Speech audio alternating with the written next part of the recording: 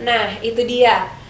Kalau saya pribadi pada saat mediasi, jadi gini, saya tuh dilaporkan balik sebenarnya oleh tersangka di Palembang dengan 2 laporan sekaligus. Kalau saya mau banding juga bisa, tapi kan tujuan saya nggak di situ gitu. Saya juga membuka menghargain hak dari terlapor untuk ya mungkin dia untuk membela diri melaporkan saya balik juga saya terima.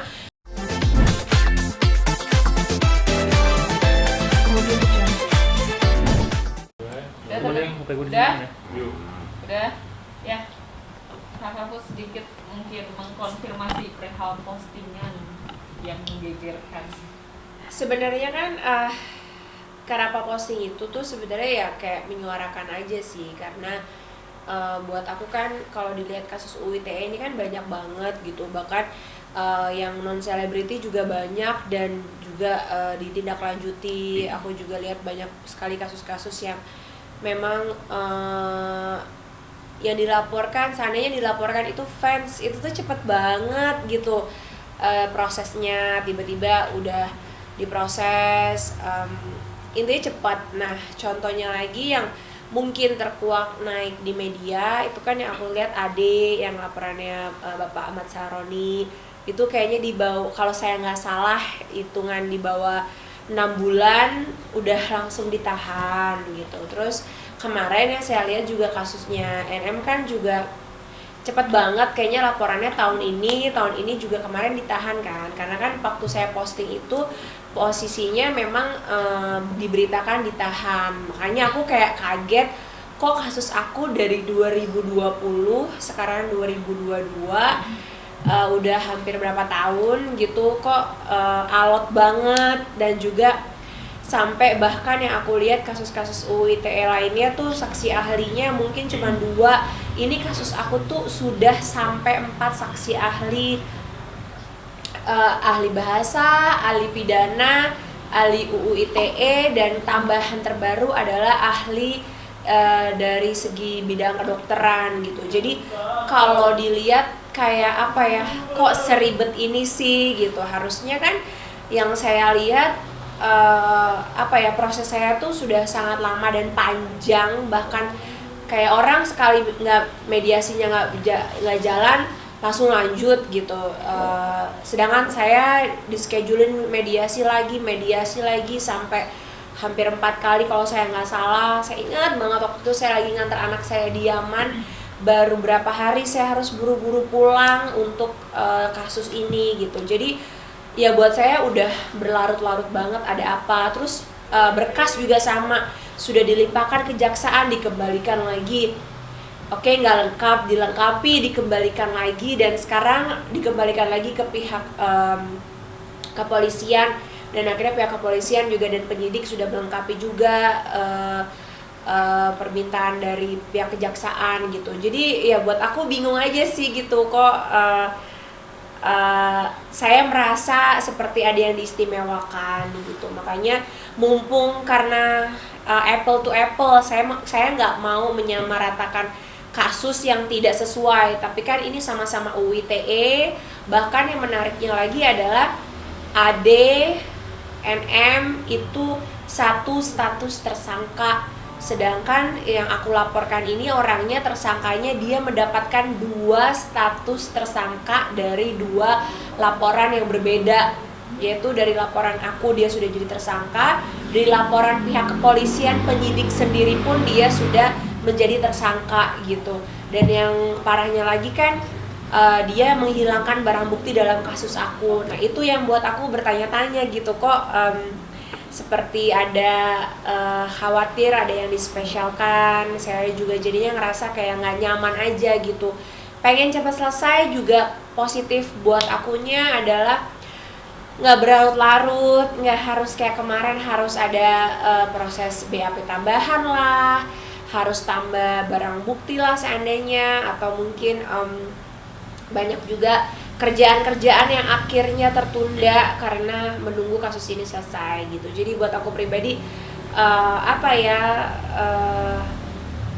minta keadilan aja sih, karena udah capek banget gitu udah kemana-mana juga, udah kejaksaan, udah juga ke pihak kepolisian juga udah gitu. Saya cuma khawatir jangan sampai saya dengan sepanjang dan selengkap ini, lebih lengkap dan lebih panjang daripada kasus-kasus sebelumnya, tiba-tiba nanti diberhentikan kasusnya gitu. Jadi buat saya khawatir aja sih jangan sampai kejadian lalu saya nggak bisa berbuat apa-apa gitu. Nah, waktu itu kan juga sempat ke kejaksaan. Iya. Bolak-balik juga ke kepolisian, mungkin sudah ada jawaban dari itu dia belum ada jawaban sama sekali. Yang buat saya menjadi pertanyaan tuh kenapa sih UU ITE kan bukan kasus yang berat ya, bukan kasus kayak teroris yang memang harus deliknya sangat panjang gitu, bukan kasus narkoba yang sepertinya sulit sekali. Sama UU ITE yang saya jalani ini kan sama seperti UU ITE yang terjadi di yang saya sebutkan tadi sebelumnya, yang terkait dengan AD dan NM, sedangkan mereka tidak nyampe 1 tahun sudah ada titik terang. Nah, sedangkan saya sudah dari 2020 sampai hari ini tuh nggak ada titik terang. Nah, itu yang pertanyaan saya, kayak ada apa gitu. Saya juga agak khawatir ya, karena lempar sana lempar sini, apa ujung-ujungnya akan diberhentikan gitu. Tapi kan agak lucu kalau seandainya ada 2 status tersangka terus tiba-tiba diberhentiin, itu saya akan mempertanyakan gitu pastinya. Tapi terakhir update-nya itu tahap itu udah sampai mana sih? Update-nya dari kejaksaan dikembalikan lagi di pihak kepolisian untuk diminta dilengkapkan lagi. Kalau secara barang bukti saya rasa sudah sangat lengkap. Ternyata saya juga bertanya kepada pihak penyelidik apa yang diminta. Ternyata minta lagi saksi tambahan lagi, diminta lagi saksi ahli, dan itu sudah dipenuhi juga gitu. Jadi buat saya tinggal menunggu lagi, mudah-mudahan dari pihak Kejati juga bisa menindak dengan cepat dan tegas dan sesuai dengan prosedur hukum, dan juga tidak ada yang diistimewakan gitu. Karena aku ngerasa bingung dan bertanya-tanya sebagai warga negara yang sama gitu kan. Saya bilang kok yang ini nggak nyampe setahun, yang ini nggak nyampe setahun, kok kasus saya udah bertahun-tahun, udah gitu ditangkap 2 kali, dilepaskan lagi. Bahkan kan kalau kita compare Nikita ditangkap, dia kooperatif banget ya, meskipun di tempat umum dia nggak ada drama, dia langsung ikut ke mobil polisi. Kalau kita flashback lagi ke belakang, pada saat tersangka yang ditangkap kan dia bahkan membangun opini publik yang berbeda seperti yang kenyataannya gitu, juga tidak kooperatif gitu. Ya itu yang jadi pertanyaan saya, makanya agak kaget kemarin. Saya pikir Niki juga ditangkap dan ditahan gitu, padahal menurut saya dia cukup kooperatif. Kenapa yang tidak kooperatif justru bisa lepas? Akhirnya dilepas, ya saya oke, ini masih sama gitu. Itu aja sih. Ada mencurigakan nggak sih Kak? Iya itu sih, saya khawatir banget jangan sampai di sini ada warga negara yang dispesialkan, karena saya pengen semuanya harus sama rata di mata hukum, apalagi ini sudah menjadi kasus yang sudah menyita juga. Jadi pembelajaran juga, jangan sampai nanti orang dengan mudahnya bisa menjatuhkan orang lain. Ini kan termasuk kasus bullying menurut saya ya, selain mencemarkan nama baik, dengan gampangnya bisa menjelekkan orang lain di media sosial, bisa menggiring opini beramai-ramai, mengajak yang lainnya juga jadi terbawa. Itu yang buat saya ya jangan sampai terjadi lagi gitu. Itu aja sih. Sampai menyuarakan hashtag pilih kasih ya menurut saya. Iya, ya saya bilang polisi jangan pilih kasih, ya bener kan, permintaan saya ya jangan pilih kasih, karena buat saya pilih kasihnya lebih gini, kenapa pelapor yang lain bisa prosesnya cepat, kenapa pelapor saya prosesnya bertahun-tahun gitu. Itu aja sih, makanya saya merasa seperti minta diperhatiin, karena saya ngerasanya itu nggak nyampe setahun, kok saya bertahun-tahun gitu. Padahal saya juga kooperatif dalam memenuhi bukti-bukti, saya jauh lebih banyak gitu. Terus juga yang dilakukan sepertinya juga jauh lebih panjang. Saya waktu itu berbulan-bulan saya difitnah, saya digiring opini negatif gitu. Itu yang buat saya kayak wah, kenapa nih gitu, jadi bertanya. 4 kali mediasi mungkin ada permintaan-permintaan yang nggak masuk akal atau seperti apa sih? Nah itu dia, kalau saya pribadi pada saat mediasi, jadi gini, saya tuh dilaporkan balik sebenarnya oleh tersangka di Palembang dengan 2 laporan sekaligus. Kalau saya mau banding juga bisa, tapi kan tujuan saya nggak di situ gitu. Saya juga membuka menghargai hak dari terlapor untuk ya mungkin dia untuk membela diri melaporkan saya balik juga saya terima. Tapi saya kooperatif, saya datang ke Palembang, saya penuhin BAP, saya panggilan dan lain sebagainya, dicek dan ternyata memang tidak mencukupi alat bukti, maka kasus itu diberhentikan. Jadi pada saat mediasi di Jakarta, bahkan ya menurut saya tidak ada etikat baik. Saya tidak sama sekali meminta ganti rugi pada saat mediasi. Yang saya minta dan pihak lawyer saya minta adalah dia bersedia meminta maaf, tidak mengulanginya lagi. Ya normal-normal aja sih menurut saya, sebatas itu gitu. Dan kita menawarkan ini redaksi kita gitu, dan dia pun tidak ada tawar menawar gitu, tidak ada tawar menawar oh saya nggak bisa yang ini atau saya nggak bisa yang ini. Sebenarnya kan bisa aja dikomunikasiin, tapi nggak ada komunikasi itu.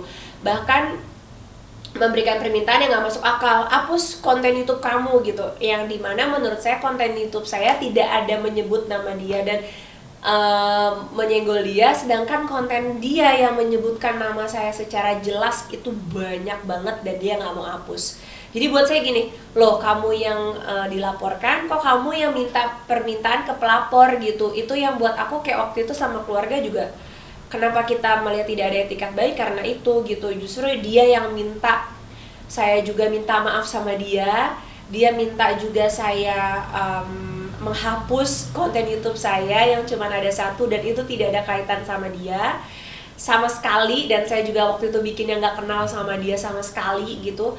Bahkan dia yang malah banyak banget bikin konten tentang saya, dia pun nggak mau menghapus. Dan saya juga nunggu kok etikat baik dia. Saya pikir oh kalau dia hapus mungkin itu juga bisa mengetuk nurani saya untuk mencabut laporan mungkin gitu, tapi nggak ada.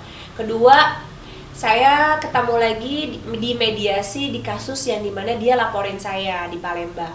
Ketemu langsung nih tatap wajah. Pada saat itu dia justru tidak membahas kasus laporan dia hanya bilang ke saya, udah yuk kamu, kalau kamu cabut, dia seakan-akan gini, kalau kamu cabut laporan kamu di Jakarta cuma 1, yang 2 di sini akan saya cabut gitu. Ya karena waktu saya yakin saya nggak bersalah, jadi saya nggak takut. Saya cuma bilang sama dia bahwa saya cuma perlu siapa yang bisa garantiin ini nggak terulang lagi. Saya bilang siapa yang bisa menjamin dia tidak lagi menggiring opini tentang saya, dia tidak menjenggol saya lagi, tidak mengganggu kehidupan pribadi saya, tidak membawa konten gitu. Karena udah jadi tersangka pun tuh dia bikin saya konten, bahkan saya punya ada apa-apa gitu dengan terkait hal-hal yang lain, dia bahas terus gitu. Saya cuma minta itu aja, menurut saya wajar dong, saya sebagai korban, saya cuma minta siapa yang bisa jamin. Jawabannya dia yang bikin saya shock, dia bilang nggak ada yang bisa menjamin termasuk diri saya sendiri. Itu dia jawab ngomong kayak gitu pada saat itu di depan kakaknya, di depan depan adiknya, di depan bapaknya gitu. Di situ yang saya bilang ke ayahnya, saya bilang, Bapak, saya minta maaf sekali, saya bukannya tidak mau mencabut laporan ini, saya pun tidak minta ganti rugi, saya pun tidak ada niat apa-apa. Yang saya khawatir nanti anak Bapak ngelakuin lagi dan mengulang lagi. Tapi tadi Bapak dengar sendiri, saya bilang bahwa dia saja tidak bisa menjamin dirinya untuk tidak mengulanginya lagi. Jadi ya buat saya mungkin efek jerah yang bisa dilakukan ya hanya dengan laporan ini berjalan gitu. Kak, dari setelah memposting hal tersebut, Iya. mungkin ada nggak sih tanggapan dari pihak kepolisian atau dari pihak terlapor juga? Gak ada sih. Makanya yang bikin saya kayak apa ya, bikin saya kayak semakin gelisah, kayak semakin Pak polisi perhatiin dong gitu. Saya minta pihak polisi dan pihak kejaksaan diperhatiin tuh karena yang saya lihat gitu, tidak ada kemajuan, sudah hampir 1 bulan dari yang kemarin saya datangi. Yang kedua juga tersangka juga kayak malah asik dengan ya keseruannya sendiri gitu, yang buat saya jadi kayak ya itu tadi sih, sekarang aja masih berproses hukum dengan saya saja kan dia masih berani untuk bagaimana gitu. Itu yang saya pikirin. Ya sebenarnya kalau saya pribadi kenapa sih Kak nggak damai aja, banyak orang yang bilang gitu. Kenapa nggak sih Kak nggak baikan aja? Saya udah tawarin dari awal, bahkan dari sebelum saya ngelaporin, saya sampai dibully Miss Tabayun. Saya ketemu juga dibikin konten, digiring opini. Dari awal saya memang nggak mau ada laporan ini, tapi itu tadi saya ibu rumah tangga, saya seorang istri, saya seorang mantu, saya juga punya keluarga besar, punya anak-anak gitu. Saya khawatir di kemudian hari kalau saya cabut laporan ini karena nggak ada yang bisa menjamin dia, siapa yang bisa membuat dia tidak mengganggu kehidupan saya lagi, makanya saya mau ini lanjut gitu. Selain ada yang saat mediasi siapa yang minta menghapus kontennya Kak, dari RL sendiri atau dari lawyer? Pihak dia sendiri. Dari Dia RL sendiri, langsung? iya. Pihak tersangkanya sendiri yang minta dihapus konten saya, tapi dia nggak mau menghapus konten-konten dia gitu. Bahkan itu yang buat saya agak-agak bingung sih gitu, dan juga nyuruh saya juga minta maaf gitu. Kan kalau bisa dibilang ini kakak gregetan karena udah jadi tersangka, dia masih bisa seru dengan kehidupannya dia sendiri, minta nggak penerus gitu. Ya itu sih yang saya bilang, harus tunggu apa lagi gitu, padahal status tersangkanya tuh 2 kasus. Terus juga menurut saya selama menjalani ini semua kan di dalam penangkapan juga kita lihat tidak kooperatif, tapi seperti dibangun opini publik seperti dipaksakan, padahal dipaksakan karena memang nggak kooperatif gitu. Saya rasa pihak kepolisian juga pasti melakukan sesuai standar SOP. Ternyata akhirnya juga ada titik terang kan, ternyata sudah gembar-gembor di medsosnya waktu itu bahwa tidak ada surat penangkapan, kenapa dibawa, diangkat, digendong gitu. Padahal yang bersangkutannya sendiri nggak mau jalan, nggak mau keluar dari kamar, kita lihat. Dan juga padahal juga pihak kepolisian sudah menunjukkan alasan penangkapan itu apa, dibacakan pula dengan pihak keluarga. Itu juga sih buat saya seperti apa ya, kalau dibilang kooperatif kan kayaknya rasanya kurang kooperatif, dan juga bahkan diduga berani menjatuhkan institusi kepolisian gitu. Makanya buat saya pribadi, saya khawatir dan saya nggak mau ada yang diistimewain, itu aja sih. Kalau dari kuasa hukum sendiri saat itu ada ingin jalan damai nggak sih dengan kakak? Kuasa hukumnya kan ganti-ganti nih. Itu juga pertanyaan saya pribadi sih. Ya boleh sih, haknya tersangka untuk mengganti 10 kali juga boleh gitu. Tapi buat saya kan sebagai pelapor menjadi penilaian untuk saya, kalau benar kenapa gonta-ganti gitu. Itu aja sih. Kalau selama saya tuh kalau nggak salah udah ganti 3 kali. Yang terakhir? 3 kali. Yang pertama, yang kedua, ya 3 kali, udah 3 kali ganti lawyer. Dengan kasus saya aja udah 3 kali ganti lawyer gitu. Itu yang buat saya, kenapa gonta-ganti? Jadi pertanyaan aja, meskipun boleh hak-haknya dia aja gitu. Cuman kalau bener kan sebenarnya cukup tunjukkan barang bukti, ya udah biar kebenaran yang membuktikan gitu. Proses apa lagi kan mungkin yang masih harus dijalani? Itu prosesnya nunggu keadilan dari pihak kepolisian mengembalikan berkas ke kejaksaan, dan saya minta mudah-mudahan di kejaksaan oleh Bapak Kejari dan juga Kejati bisa menegakkan keadilan seadil-adilnya. Jangan sampai ada yang diistimewakan, jangan sampai tiba-tiba diberhentikan, padahal menurut saya barang buktinya sudah sangat cukup, bahkan juga sudah tersangka dari pelaporan pihak penyidik sendiri. Ditambah lagi sudah ada 4 saksi ahli yang apalagi yang mau diragukan. Jadi kalau ini sampai diberhentikan, aku pasti akan akan bertanya dan menjadi pertanyaan besar untuk aku ke depannya. Ke belakang ini kan dia sering ada di sini tuh syuting konten sama Uya sama Dennis. Tahu nggak sih Kak keberadaan dia sekarang lebih di Jakarta? Terus ada nggak sih itikat baik untuk ketemuan? Gak ada sih, makanya yang saya bilang sih justru nggak usah jauh-jauh lah, dia punya nomor telepon pribadi saya kok kalau memang ada etikat baik. Dan pada saat bertemu juga harusnya ada upaya etikat baik, dan itu menurut saya nggak ada ditunjukin sama sekali gitu. Bahkan pada saat mediasi di Jakarta ada kalimat, ya silakan aja nggak apa-apa, kita kan juga punya laporan balik buat kalian kan, buat kamu gitu. Justru kayak menantang. Makanya saya agak lucu juga kan, kok dilaporin malah menantang laporan balik. Dan syukur alhamdulillahnya memang tidak sesuai bukti, maka laporan dia terhadap saya diberhentikan oleh pihak kepolisian karena tidak mencukupi, tidak ada dua alat bukti yang cukup gitu. Pak, Oke. terakhir dari aku, mungkin ada nggak sih terakhir Terakhir. ada nggak sih yang mau disampaikan buat terlapor, karena pasti kan melihat tayangan ini ya di sini. Kalau saya yang paling penting adalah ingat, untuk menjadi viral, untuk menjadi terkenal itu tidak perlu menjatuhkan orang lain. Tidak dengan menjatuhkan orang lain kamu terlihat jauh lebih baik. Kalau memang niatnya mau mengedukasi, bikin orang jauh lebih pintar, bukan bikin masyarakat membuli satu sama lain, menghina satu sama lain, dan membuat masyarakat menjadi manusia pembenci atau membuat orang jauh lebih jahat. Karena mengedukasi itu membuat orang pintar, tapi kalau sudah membuat orang jahat, saya rasa itu bukan mengedukasi. Dan yang kedua, negara kita punya institusi yang sangat lengkap. Jadi tidak perlu capek-capek untuk melakukan hal-hal yang melanggar hukum.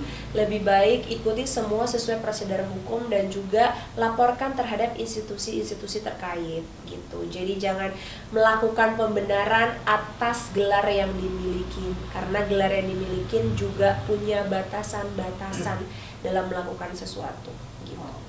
Siap, terima